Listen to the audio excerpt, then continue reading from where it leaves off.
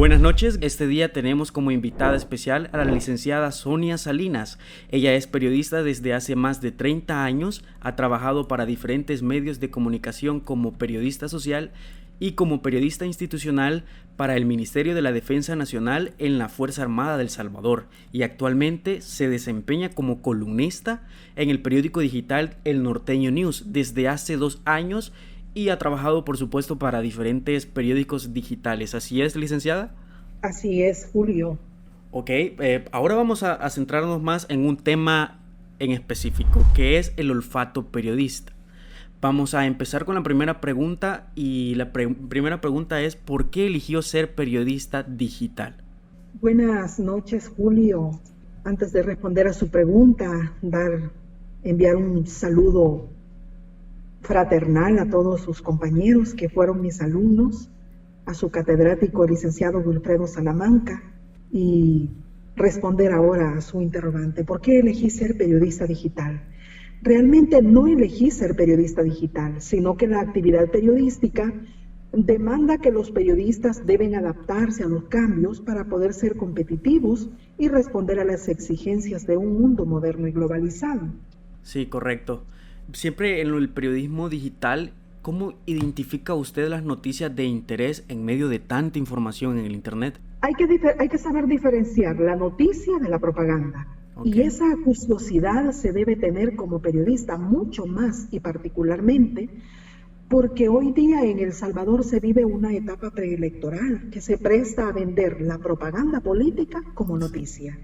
Usted como periodista, ¿cuál es el método que utiliza para poder redactar una nota?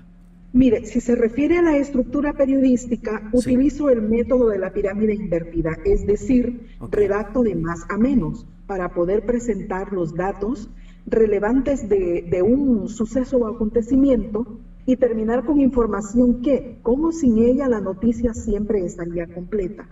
Para ello, su estructura de pirámide invertida debe contener un titular, párrafo de entrada, párrafo de complemento a la entrada, párrafo de relleno, párrafo de cierre, remate o reitero. Y obviamente responder en su redacción a las 6 interrogantes básicas del periodismo: qué, quién, cómo, cuándo, dónde, por qué. Bueno, vamos a centrarnos en un tema también que es muy tocado en el periodismo, que son las fake news. ¿Cómo identifica usted las fake news?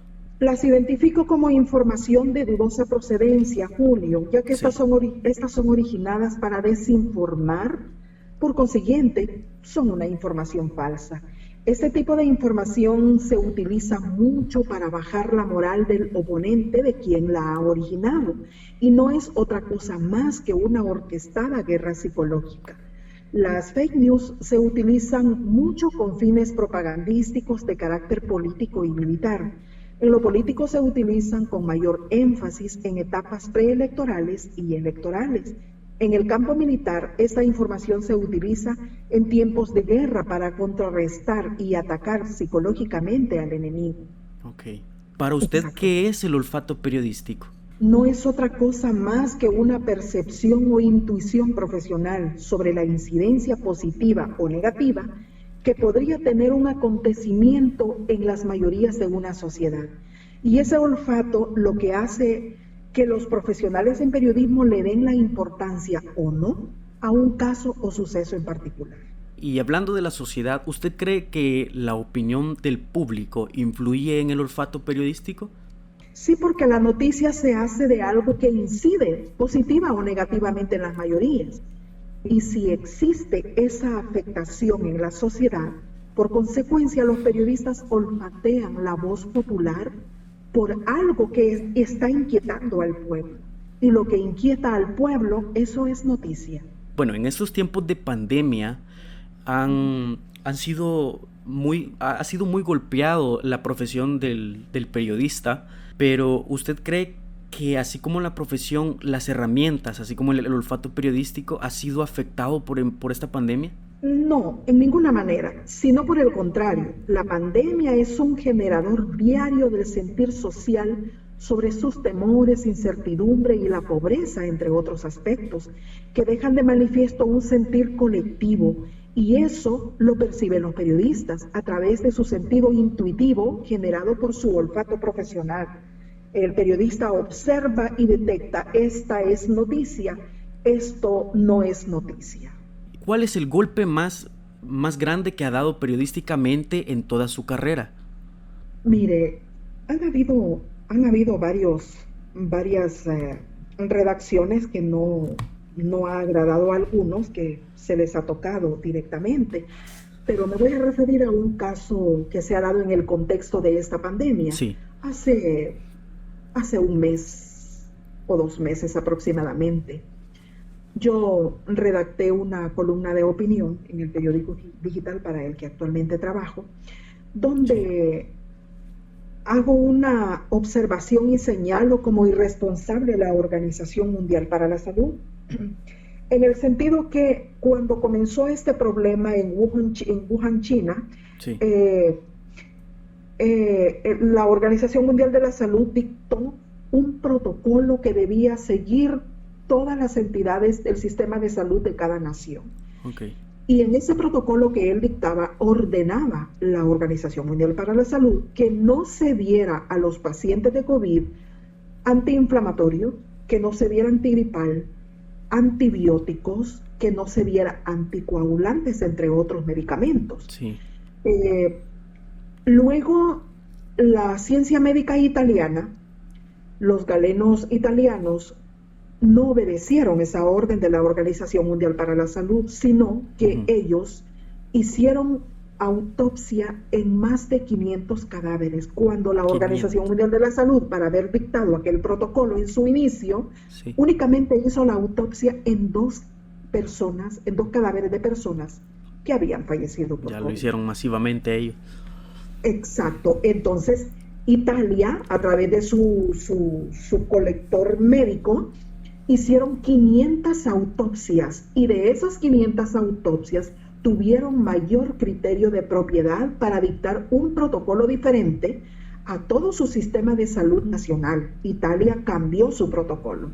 Cambió su protocolo en el sentido que se dio cuenta que las muertes que genera el COVID no es el diagnóstico que ha dado en la Organización Mundial para la Salud, sino que Italia descubre que estas personas no morían por lo que decía la Organización Mundial, sino que Italia se da cuenta que mueren por trombosis, por coágulos de sangre en su sistema respiratorio, en los pulmones, en los bronquios, y esto generaba, obviamente, pues paro respiratorio. Sí.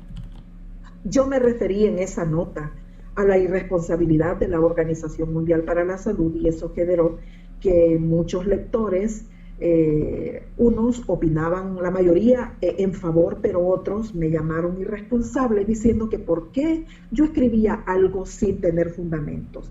Y pues yo contesté muy cortésmente que yo nunca escribo solo por escribir, que yo para hacer esa nota me fui a las revistas científicas de la ciencia médica italiana.